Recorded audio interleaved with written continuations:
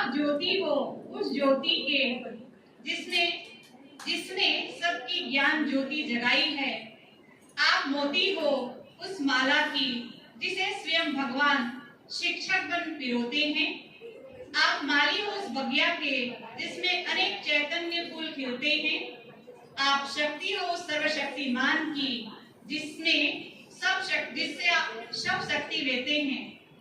तो आप अलौकिक माँ बनकर सबकी पालना करते हैं। सबको श्रेष्ठ संस्कार देकर लाखों का जीवन आपने संवारा है। तो ऐसे हमारी आदरणीय सीमा दीदी से आज के विषय वंदे मातरम स्वर्णिम भारत इस विषय पर जानेंगे। वो आप सभी को शुभकामना देंगे, मोटिवेट करेंगे।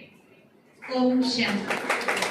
आदिकाल से हम देखते हैं शुरू में जब हमारा भारत देवभूमि, विश्व गुरु और स्वर्णिम भारत कहलाता था, उस स्वर्णिम भारत की कल्पना करते ही हमारा मन आनंद विभोर हो जाता है। देखिए वहां प्रकृति कितनी सुखदाई है। वहां पर बाघ बकरी शेर गाय एक घाट में पानी पी रहे हैं। आपसी सद्भावना प्रेम कि मुझे कोई दे, हर कोई देने वाला। हम देखते हैं कि वो सतयुग दुनिया स्वर्णिम भारत जहां हर नारी लक्ष्मी थी, हर नर नारायण था, जहां हर बालिका राधा थी और हर बालक श्री कृष्ण था। तो ऐसा सुंदर भारत माँ की हम संतान और परम पिता की भी हम संतान। तो सोचिए ये भारत जब विश्व गुरु था तब नारी शक्ति का कितना मान था। नारी भारत को स्वर्णिम भारत बनाने की योग्यता रखती है। आदिकाल में देखा कि नारी का स्थान सबसे ऊंचा था। पहले लक्ष्मी, पीछे नारायण, पहले सीता, पीछे राम, पहले राधा, पीछे श्री कृष्ण का नाम। तो नारी तो शुरू से ही अव्वल रही है। तो हम केवल एक नारी, नाजुक कली, अबला, शक्तिहीन नहीं, हम शक्तिशाली आत्मा हैं। हम परम पिता परमात्मा की संतान हैं। परंतु हमने खुद को भुला दिया और हम बॉडी कॉन्शियस में आ गए कि मैं स्त्री हूँ। तो परमात्मा कहते हैं कि जब हम खुद को पहचान लेते हैं, अपनी शक्ति को जागृत कर पाते हैं, तो हमें अपनी बाह्य आवरण को ही नहीं देखना है, खुद के भीतर झांकना है कि मैं शिव की वो शक्ति हूँ।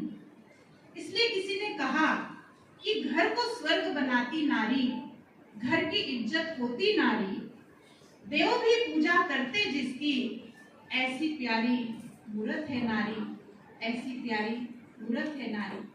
इसी तरह हम अपने जीवन को, अपने परिवार को, अपने समाज को अच्छा तभी दे पाएंगे, हम बेस्ट तभी दे पाएंगे, कुछ अच्छा तभी कर पाएंगे जब हम खुद चार्ज हों। अब चार्ज करने के लिए हम क्या करें? सारा दिन हम देखते हैं कि हमारा जीवन भागम भाग का है, कितने सारे काम हैं। आप शक्तियों का फोटो भुजाधारी दिखाया है कि वो बच्चे को भी संभालती है, ऑफिस का काम भी देखती है और सब कुछ हर क्षेत्र में आज नारी, चाहे वो स्वास्थ्य का क्षेत्र है, चाहे वो नशा मुक्ति का क्षेत्र है, चाहे वो कला का क्षेत्र है, चाहे शिक्षा का क्षेत्र है, हर क्षेत्र में नारी अव्वल है। हर जगह उसने महारत हासिल की है। परंतु कुछ छूट गया है, तो स्वयं को सशक्त करना, चार्ज करना। तो बाहरी रूप से तो हम बहुत आगे निकल गए हैं और बाहरी ब्यूटी से भी हम बहुत ब्यूटीफुल हो गए हैं। परंतु अब जरूरत है इनर ब्यूटी की, आत्मा को, आंतरिक सौंदर्य को संवारने की, सजाने की। और आंतरिक सौंदर्य हमारी इनर ब्यूटी होती है उस सत्यम शिवम सुंदरम से जुड़ने से। जो सत्य है और शिवम यानी कल्याणकारी है और सबसे सुंदर है, उस सत्यम शिवम सुंदरम से जब हम जुड़ जाते हैं तो हमारी सुंदरता, हमारी शक्ति बढ़ती जाती है और हमारा खुद का भी कल्याण होने लगता है। परमात्मा का एक नाम शिव है। शिव का मतलब होता है कल्याणकारी, जो हर एक का कल्याण करे। तो जब इस तरह संसार की दशा हुई तो परमात्मा धरा पर आए, और जैसा कि दीदी ने आपको बताया कि सन 1936 में इस संस्था की स्थापना हुई, एक नन्हे छोटा सा पौधा, और आज जो है 90 वर्ष संस्था का पूर्ण हुआ है। इस वर्ष को हमारी संस्था 9 दशकोत्सव के रूप में धूमधाम से मना रही है। जिस बच्चे को जन्म देती है, आप देखते हैं वो छोटा बच्चा पूरी तरह माँ पर निर्भर होता है। माँ ही उसके लिए भगवान है, सब कुछ है। एक कच्चा मिट्टी की तरह, उसे जैसा आकार दे दो वो माँ के हाथ में होता है। जीजाबाई ने, अनेक महिलाओं ने इस तरह के महापुरुषों को तैयार किया, अच्छे संस्कार दिए, और आज भारत को कहां से कहां नाम रोशन किया। तो हम भी तो वही महिलाएं हैं जो अपने गुणों से खुद को श्रृंगारित करके, अपने बच्चे को श्रृंगारित करके, परिवार को संस्कारित करके, पल्लवित करके पुनः इस भारत को स्वर्ग बनाने में हम लगेंगे। तो आज परमात्मा ने जो संस्था स्थापन करी, इसमें जैसा कि दीदी ने आपको बताया कि आज 50,000 ब्रह्मा कुमारी बहनें पूरे विश्व में नित्य नवीन सेवाओं में लगी हुई हैं, मानवीय स्थापना, मूल्यों की स्थापना के लिए। तो सतयुग दुनिया की स्थापना मूल्यों से ही होगी, और वो मूल्य हमें भी चाहिए। वो मूल्य हम कहाँ से खरीदें? मान लीजिए मेरे जीवन में शांति खत्म हो गई, खुशी खत्म हो गई, प्यार खत्म हो गए, आनंद खत्म हो गया, तो कहाँ से खरीदूं? आजकल तो सब कुछ हम ऑनलाइन ऑर्डर करते हैं, परंतु मेरी खुशी, मेरी पवित्रता, मेरी आनंद, मेरी शक्तियां, मेरा धैर्य खत्म हुआ या कम हुआ तो मैं कहां से ऑनलाइन ऑर्डर करूं? तो परमात्मा पिता कहते, बच्चे मैं हूं ना, फिक्र ना कर, तो सिर्फ मेरे से मन की तार जोड़ ले। गीता जी में भी कहा है, हे अर्जुन मन मना भव मध्या जीव भव, तू मन को मेरे में लगा, तू मन से मुझे ध्यान कर, मैं सब संभाल लूंगा। तो इसी तरह परमात्मा पिता कहते हैं कि तुम राजयोग का ध्यान करो। तो यहाँ हम जो राजयोग करते हैं वो क्या है? इनर पावर को सुप्रीम पावर से कनेक्ट करना, मन ही मन भगवान को याद करना, जिस भी रूप में आप उन्हें मानते हैं। उस सुप्रीम को जब हम याद करते हैं तो आप देखते हैं कि एनर्जी किधर की ओर फ्लो होती है। कभी भी आपने देखा होगा एनर्जी हाई पोटेंशियल से लो पोटेंशियल की ओर ऑटोमेटिक फ्लो होती है।